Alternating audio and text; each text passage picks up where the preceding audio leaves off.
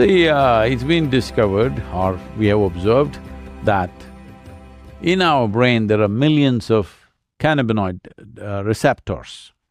So what does this mean? Lots of speculation went on. So naturally, people who are on the dope, they said, this means everybody must smoke, or this means anthropologically all of us, all human beings at some time were smokers.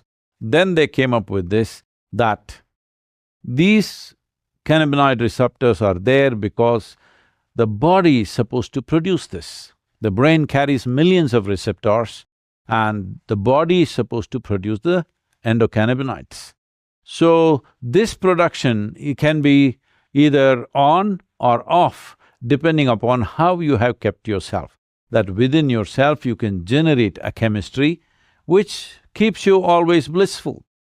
But the most important aspect of it is, when it comes from outside, it keeps you… maybe it makes you blissful for a brief amount of time, but it makes you unaware. When it comes from within, it keeps you blissful and makes you super aware, which is the important thing. So this is not about trying to become some kind of a superhuman being. This is about realizing being human itself is super. And once you are blissful by your own nature, you always see that your life is super. It doesn't matter, some situations in our life go well, some don't go well, some happen our way, some don't happen our way, but this one life should be always happening our way. Sadhguru, John Sviokla, lovely to be with you. I love your work.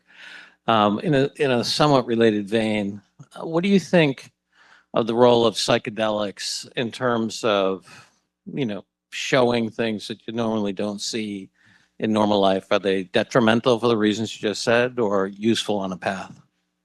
See, the nature of human mind is such, let's look at it this way, it's a building of million rooms. Most people who live normal life may explore 5, 10 of those rooms, that's all. The million rooms are just there, unused. So once in a way, if you forcefully enter those rooms by using a chemical or something else, sometimes it can happen because of injury, sometimes it can happen because of shock, that people enter other spaces of their minds, which they can't believe it is their mind because it looks like a whole new world. It is just like if you had, let's say, if you did not have eyes to see, if you open your eyes, suddenly